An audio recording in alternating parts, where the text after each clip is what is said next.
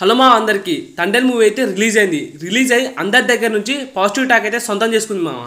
కానీ ఈ movie story line ఒక రియల్ స్టోరీ నుంచి బేస్ చేసుకొని తీసారని మీకు తెలుసా? మూవీకి తండేల్ అనే టైటిల్ ఎందుకు పెట్టారో తెలుసా? గుజరాతీ లాంగ్వేజ్ లో తండేల్ అంటే షిప్ ని నడిపేవాడు, ఐ మీన్ కెప్టెన్. ఈ మూవీ మత్స్యకారుల మధ్య జరిగే స్టోరీ కాబట్టి ఈ మూవీకి తండేల్ అనే టైటిల్ పెట్టారు. ఇంకా సోది లేకుండా డైరెక్ట్ మ్యాటర్ లోకి వెళ్ళిపోదాం. యాక్చువల్ గా తండేల్ మూవీ స్టోరీ లైన్ ఒక రియల్ స్టోరీని బేస్ చేసుకుని తీసింది. 2018 లో శ్రీకాకుళం జిల్లాకు చెందిన 22 మంది చేపల వేట కోసం వెళ్లారు. వాళ్ళు తరచూ పడుతున్న బంగాళాఖాతంలో ఎక్కువ చేపలు పడట్లేదని గుజరాత్ లోని ఓకా అనే సముద్రంలోకి చేపల వేటకు వెళ్లారు. చేపలు అనుకున్న దానికంటే ఎక్కువనే పడ్డాయి. తిరిగి ఇంటికి వెళ్లే సమయం అయింది, కానీ చుట్టూ చీకటి, మంచు పడుతుంది ఘోరంగా. ఎటు వెళ్లాలో డెస్టినేషన్ అర్థం అవ్వక ఇండియా బోర్డర్ దాటి పాకిస్తాన్ లోకి వెళ్లారు. అది చూసిన పాకిస్తాన్ కోస్టల్ గార్డ్స్ ఆ 22 మందిని రౌండప్ చేశారు. వాళ్ళందరినీ అరెస్ట్ చేసి పాకిస్తాన్ లో కరాచీ జైల్లో 2 ఏళ్లుగా బంధించారు. అరెస్ట్ అయిన దగ్గర నుండి ఎన్నో హింసలు, ఎన్నో కష్టాలు ఎదుర్కొన్నారు. ఆ 22 మందిలో రామయ్య అనే వ్యక్తి తండేల్, ఆయనే బోట్ని నడిపేది. ఆయన పాకిస్తాన్ జైల్లో ఉన్నప్పుడు తన భార్యకి 7 నెలలంట.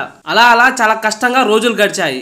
ఆ విషయం తెలుసుకున్న ఆంధ్రప్రదేశ్ సీఎం జగన్మోహన్ రెడ్డి గారు పాకిస్తాన్ వాళ్ళతో మాట్లాడి జనవరి 6, 2020 విడుదల చేయించాడు. దాదాపు 13 నెలలు వాళ్ళు జైల్లో గడిపారు. అండ్ ఆ 22 మందికి కుటుంబానికి చొప్పున 5 లక్షలు ఇచ్చాడు. ఇంత చేసిన జగన్మోహన్ రెడ్డి గారి గురించి మూవీలో కొంచెం కూడా లేదని చాలా మంది విమర్శిస్తున్నారు కూడా. ఈ రియల్ స్టోరీని బేస్ చేసుకునే తండేల్ మూవీ స్క్రిప్ట్ డెవలప్ చేశారు. పాకిస్తాన్ జైల్లో నుంచి రిలీజ్ అయిన తండేల్ రామయ్య గారితో 3 సంవత్సరాలు ట్రావెల్ చేసి కార్తిక్ గారు ఈ స్టోరీ లైన్ డెవలప్ చేశారు. మరి తండేల్ మూవీని ఎంతమంది చూసారు, మీకు ఎలా అనిపించింది అనేది కామెంట్ చేయడం మాత్రం అస్సలు మర్చిపోకండి.